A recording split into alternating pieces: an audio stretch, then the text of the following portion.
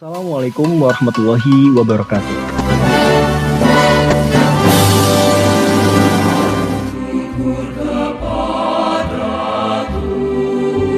Assalamualaikum warahmatullahi wabarakatuh. Hari ini kita diberikan kesempatan untuk mengadakan pembukaan pembelajaran S1 sekaligus pelaksanaan dan pembukaan LMC SS1 yang akan kita selenggarakan 2 hari ini.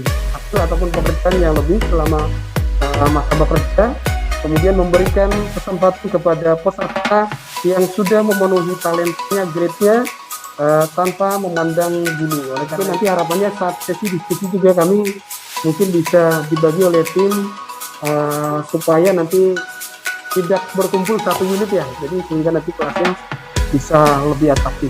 Mata belajar program pembelajaran Leadership Management Training LMD Online Supervisor Education SE1 periode tahun 2021. Oke, bagaimana kehadiran? Lagi-lagi nggak pembelajaran, tidak jadi istilah kayak training online gitu ya, tetapi menjadi ini liburan ya, dandanan ala kadarnya dan sebagainya. Nah, ini jangan sampai ya, terutama kelihatan wajahnya menghadap ke kamera begitu ya, tetapi matanya berada di bawah main handphone.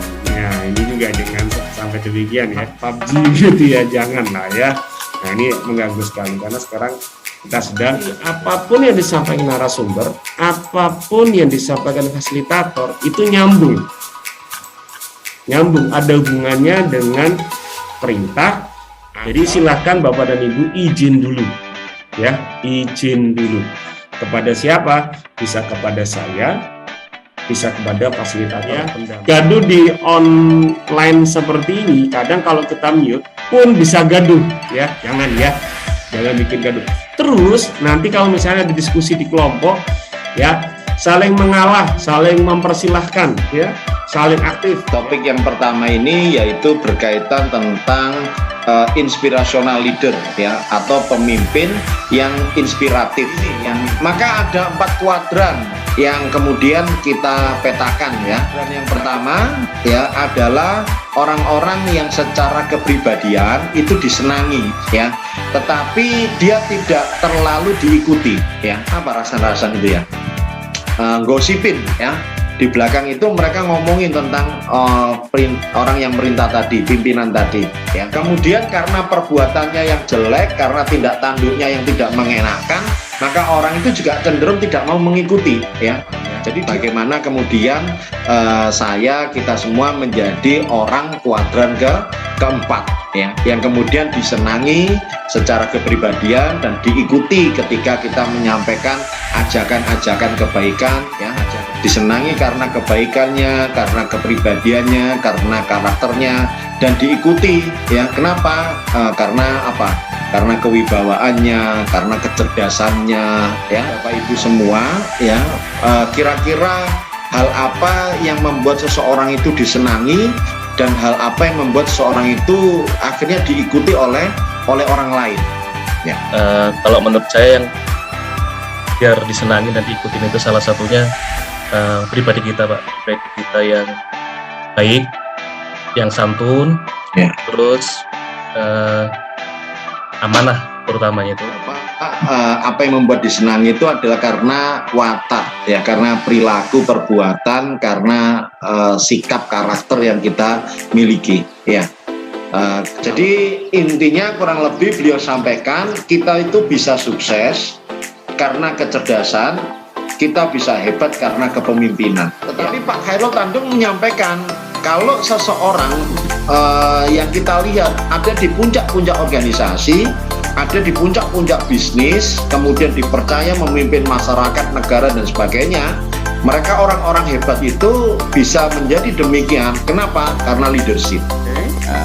Saya dari PT Indonesia Power, Saguling Komo. Saat ini bekerja di bagian pemeliharaan di PLTA 1. Oke, baik. Pak Akmal ini posisi lagi di mana Pak? Domisili ataupun saat ini online-nya mungkin? Lagi di kantor Pak, Di yang Batam. Batam. Oh, oke. Selamat siang Bapak. Perkenalkan saya Lutfi Kurniawan, biasa panggil Lutfi ya. Silakan Pak Yusuf dipimpin kelompoknya berdiskusi nama kelompok dan yel-yel. Sesuai dari penjelasan sebelumnya bahwa nama kelompok itu harus ada filosofi ya tentunya. Ada diskusi dari mana itu diambil seperti itu.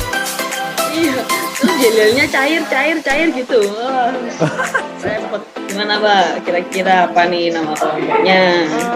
Mungkin ada usulan nama-nama kelompok yang berhubungan dengan PLN atau kelistrikan mungkin. Daripada bisa membantu Pak Sutio atau Pak Fuad atau Pak Zuham menyalurkan sumber energi listrik dari pembangkit nanti ke tujuan akhirnya ke pelanggan. Dari tower ini sendiri kita bisa menyampaikan maksud dari PLN itu sendiri, yaitu energy of things ya. Nah, pakainya apa? Sistem distribusi. Jadi dari pembangkit langsung sistem distribusi.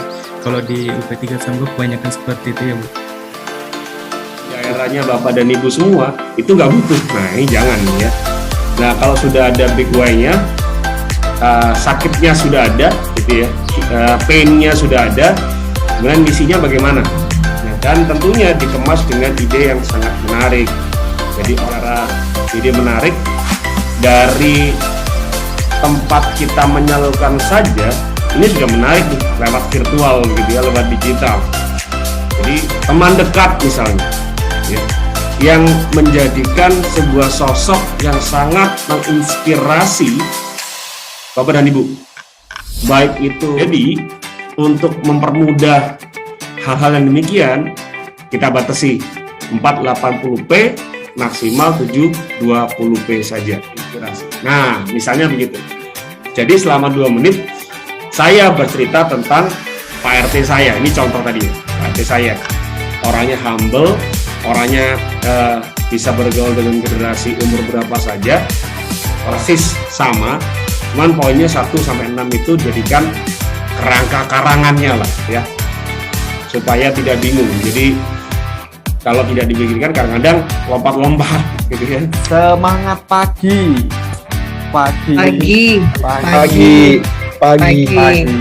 Oke, bagaimana kehadiran jiwa raga? Oke, baik. Sebelumnya kita sesi kali ini diskusi mengenai rancangan program dari blueprint Bapak Ibu yang sudah dikirimkan ke Pak Diki sebelumnya. Ada usulan sih Pak Zaki, jadi memang kan takutnya kemarin kan kalau satu nanti kurang 4 jadi diulangi lagi ya, fungsinya itu terbata-bata karena market pasar yang kurang baik. Nah, itu mungkin kemarin salah satunya adalah karena market pasar itu kurang bagus ya. Nah, sasarannya ada nih gitu ya. Nah, tapi mungkin pengen program di luar CSR-nya kantor nih, sehingga bisa dikembangkan lagi. Nah, itu juga tidak ada masalah. Oke, baik Pak Akson. Jadi berawal dari keresahan ya Pak ya. Betul. Akhirnya kan berawal dari situ kan, saya juga tetap PLN kan gitu kan. Izin mungkin yang perlu kami cross check yaitu adalah terkait dengan sasaran program. Nah, sasaran program ini tertulis di sini bahwasanya warga sekitar khususnya dan masyarakat luas pada umumnya. Saya cek lagi semangatnya, semangat pagi. Pagi. Oke, baik. Bagaimana kehadiran Jiwa raga? Oke, baik. 2, 3, 4, 5, 6, 7, 8. 1 dorong. Ada peregangan di area leher Bapak Ibu. Terima kasih, hitung mulai. 1, 2, 3. Terima kasih, hitung mulai. 1, 2, 3, 4, 5, 6, 7.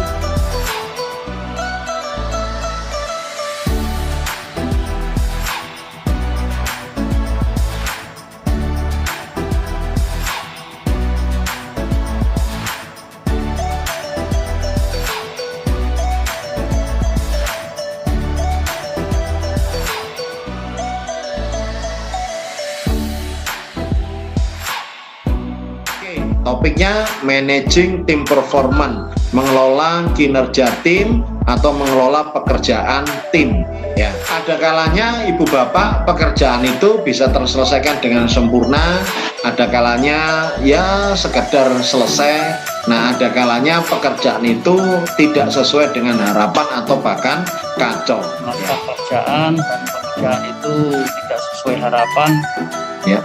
Itu karena dari tim saya kurang sinergi, Pak. Oke, baik ya.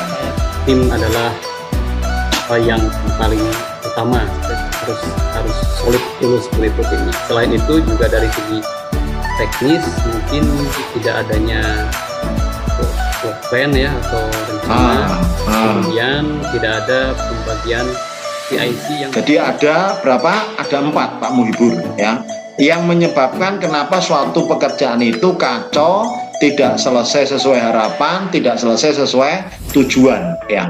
Baik dalam pekerjaan karena suatu pekerjaan itu tidak dikerjakan dengan maksimal ya.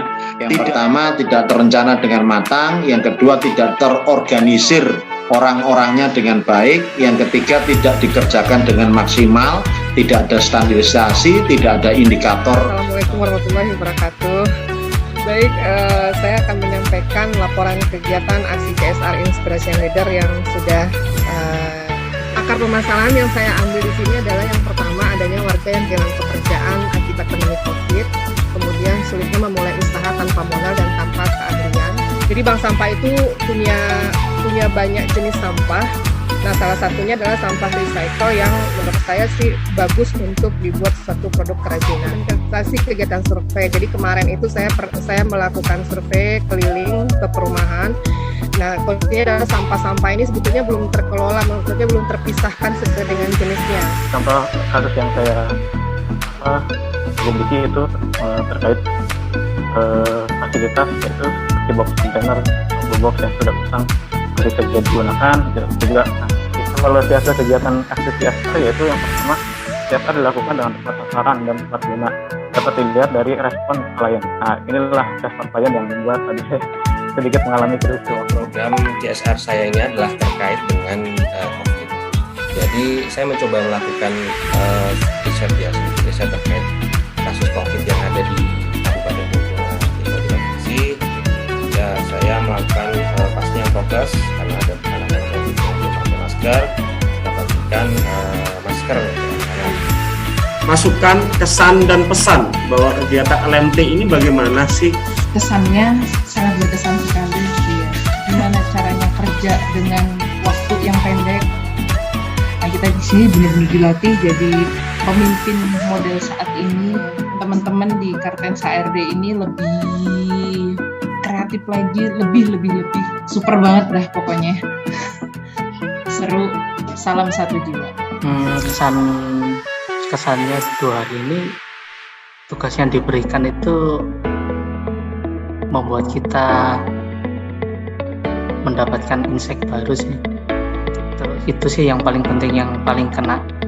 Jadi kita tidak harus menjadi Superman, satu orang yang hebat, tapi kita bisa membagi peran kepada banyak orang. Itu aja sih Pak, terima kasih. Untuk video inspirasi ya, kami para Dewan Zuri sepakat ternyata jatuh kepada Waalaikumsalam warahmatullahi wabarakatuh. Luar biasa Pak Dian, saya suka cara narasinya Pak Dian menyampaikan kesalahan. Pesan kami adalah transformasi untuk menjadi leader yang terbaik itu berasal dari visi, mindset yang baik, inovasi, attitude, dan tentunya tentang eksekusi. Jadi ada pepatah yang pernah mengatakan bahwasanya apabila ada yang namanya perjumpaan, pasti akan ada yang namanya perpisahan. Tetapi itu tidak berlaku bagi kami Kartens HRD. Apabila ada yang namanya perjumpaan, insya Allah kita akan dijumpakan dalam keadaan yang lebih baik lagi. Sekali lagi kita ucapkan terima kasih. Saya pamit, semangat pagi, salam inspirasi. Assalamualaikum warahmatullahi wabarakatuh. Selamat sore. Waalaikumsalam warahmatullahi wabarakatuh. Assalamualaikum warahmatullahi wabarakatuh. Terima kasih.